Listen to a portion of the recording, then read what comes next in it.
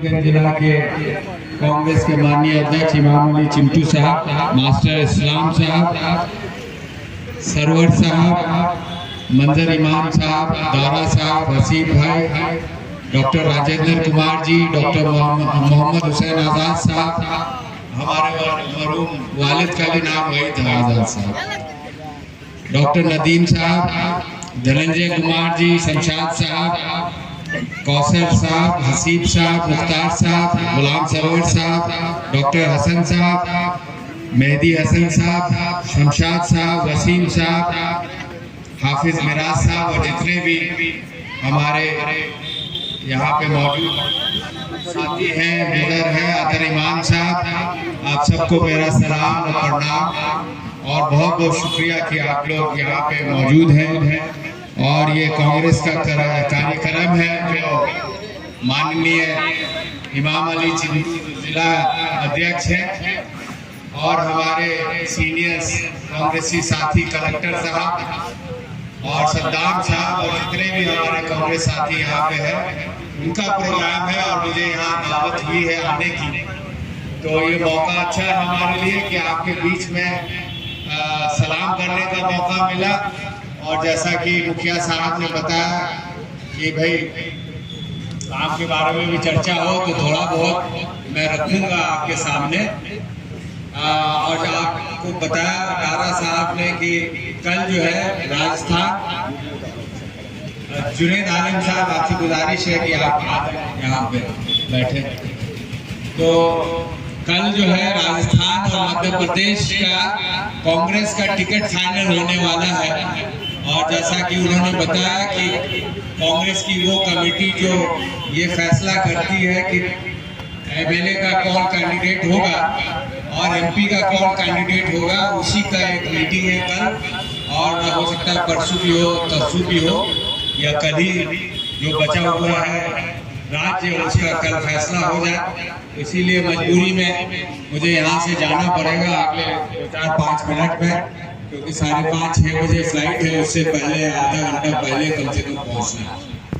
तो ये इस तरह की मीटिंग हम कर रहे हैं। अभी तक 4.5 सालों में ये रहा कि हम लोग रुक के मिलते थे, लोगों की बात सुनते थे, ब्लॉक में मीटिंग करते थे, जिला में दिशा की मीटिंग हर 3 महीने में करते थे, जहाँ पे जो जिला के जितने अफसरान हैं, डीएम से लेके डीडीसी से लेके वीडियो वगैरह सबको लेके हम लोग मीटिंग करते थे। और इलाके में जो परेशानियां होती थी, चाहे वो बिजली को के मसले का हो या सड़क की बात हो, चाहे स्कूल और अस्पताल की बात हो या और दिगर बातें हैं, इसके बारे में चर्चा होती थी। और हम लोग हर 3 महीने में लगभग कोशिश रही कि हम लोग हर 3 महीने में मीटिंग करें। अभी हाल ही में 6 तारीख को इसी महीने के 6 या 5 तारीख को मीटिंग हुई थी।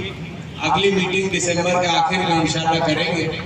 तो लगातार हम लोग से जितनी कोशिश हो रही है और वो कोशिश हो रही है और इसका नतीजा भी अच्छा निकल रहा है।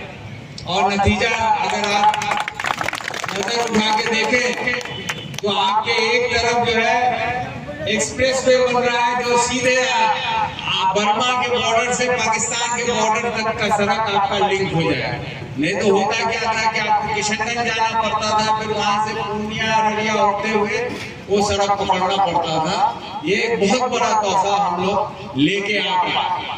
और इसकी कहानी कभी मौका होगा तो बताएंगे। 1-2 जगह मौका मिला था तो बताया था कि गडकरी साहब को हमने कहा कि भाई आप इतने सड़क बना रहे पूरे हिंदुस्तान में और बिहार में क्यों छोड़ दिया आपने।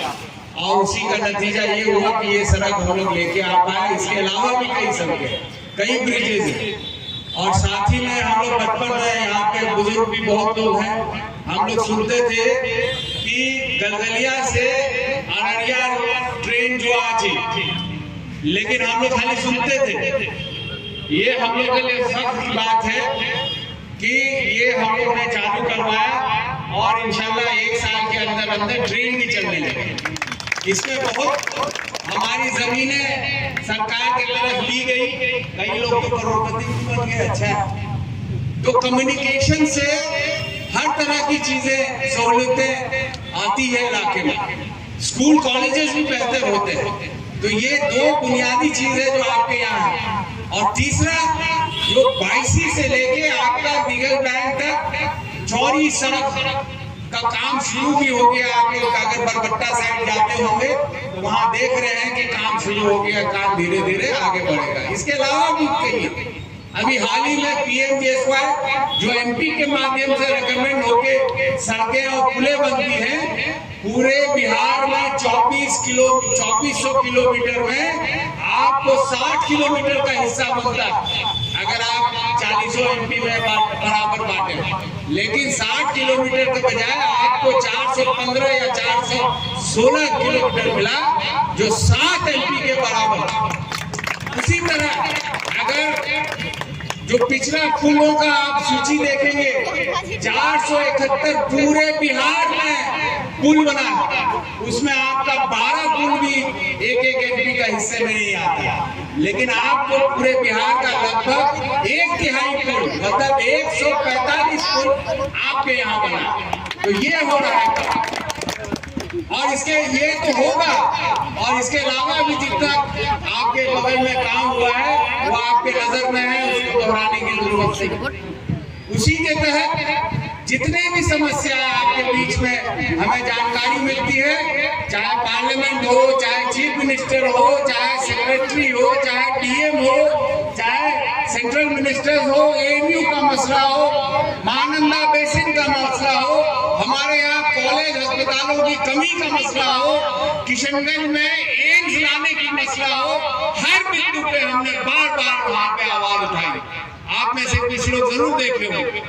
इसके अलावा कुछ लोग कहते हैं कि भाई घूमचे नहीं, तो हमको ख्याल आया, हम कल देखे, अपना ये गाड़ी थी मेरे 4 साल पहले भी, तो पिछले 4-4.5 साल में लगभग 1,40,000 किलोमीटर इस गाड़ी में हमने सफर। अगर इसको साल में बांटा जाए तो 30,000 से 35,000 सालाना किलोमीटर हम आपके बीच रहे, और उसी का नतीजा है कि सबसे ज्यादा सड़क और पुल आपके यहाँ है। पिछले साल 176 गांव का सूची हमने आप लोगों से माध्यम से उसकी जानकारी सरकार को लिखित दी, मिनिस्टर से मिले, प्रधान सचिव से मिले, यहाँ DM और जो अफसरान ने उससे भिजवाया। लगभग 150 गाँव में सरकार की तरफ से काम हुआ। और वही नहीं, आज भी चूंकि हमारे यहाँ कई गांव और घर कट जाते हैं बरसातों में, हमने भारत सरकार के जो रूरल डेवलपमेंट मंत्रालय है उसके अधीन मनरेगा आता है, उसमें हमने जबरदस्ती लगाया कि मनरेगा से अगर गांव में किसी गांव में जमीन कट रही है तो मनरेगा से हमारे मुखियागण, हमारे वार्ड मेंबरगण ग्राम सभा करके उसको पारित करके 10 लाख तक का एक ठोकर लगा सकते हैं। और एक नहीं, 2-4 चाहेंगे तो 2-4 लगा सकते।